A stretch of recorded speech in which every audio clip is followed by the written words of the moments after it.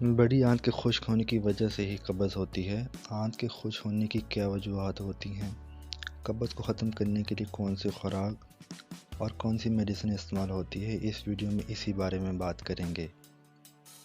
दोस्तों, सबसे पहले मेरे चैनल पर आने का बहुत शुक्रिया। आप लोगों से रिक्वेस्ट है मेरे चैनल को सब्सक्राइब कर दें, बेल आइकन को प्रेस कर दें ताकि मेरे चैनल की हेल्थ से रिलेटेड वीडियोस आप तक बआसानी पहुंच सकें। शुक्रिया।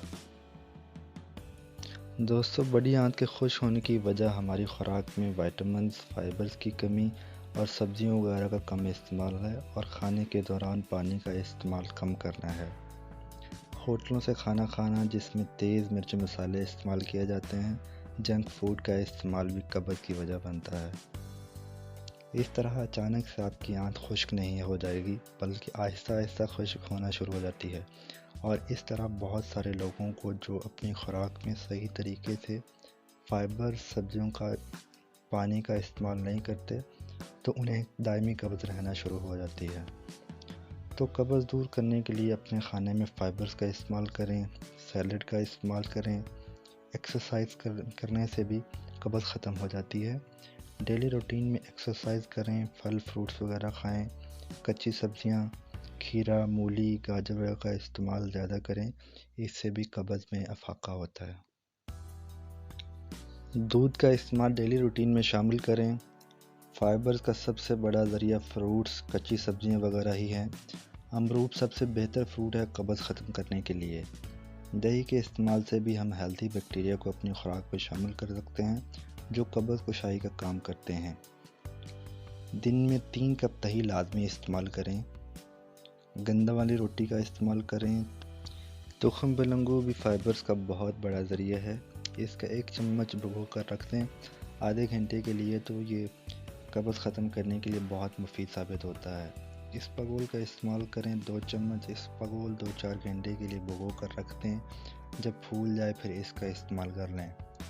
इसबगोल के दोस्तों 2 फ़ायदे होते हैं, ये कब्ज़ ख़त्म करने के लिए भी इस्तेमाल होता है और मोशन रोकने के लिए भी इस्तेमाल होता है। इस चीज़ का बहुत ही कम लोगों को इल्म होता है। भिगो कर पीने से कब्ज़ ख़त्म करने का ज़रिया बनता है, लेकिन अगर मोशन लगे हुए हों तो इसको दही में डालकर खाने से या फिर मुंह में डालकर ऊपर से पानी पी लेने से ये मोशन रोकने का काम करता है। तो इन दोनों बातों को जहन में रखकर ही इसबगोल का इस्तेमाल करें। अंजीर खाने से भी कब्ज़ ख़त्म हो जाती है। 2 अंजीर पानी में भिगो कर रख दें रात को और सुबह खाली पेट इसको खा लें। और जो इसके अंदर पानी जिसके अंदर इसको भिगो कर रखा हुआ था वो भी इस्तेमाल कर लें, तो कब्ज़ ख़त्म हो जाएगी। लेकिन इनका इस्तेमाल रेगुलर करने से ही कब्ज़ दूर हो सकती है और इसी तरह कब्ज़ से मुकम्मल छुटकारा हासिल किया जा सकता है। अपने खाने की रूटीन को बेहतर करें, खाना टाइम पर खाएं, तो कब्ज़ से बचा जा सकता है। खाने में दालों का इस्तेमाल भी ज़्यादा किया करें, ये भी फाइबर्स का अच्छा सोर्स हैं। गर्म दूध में कैस्टर ऑयल के 2 चम्मच रात को सोने से पहले इस्तेमाल करने से भी कब्ज़ ख़त्म हो जाती है। रोज़ाना 8 से 10 गिलास पानी का इस्तेमाल लाजमी करें।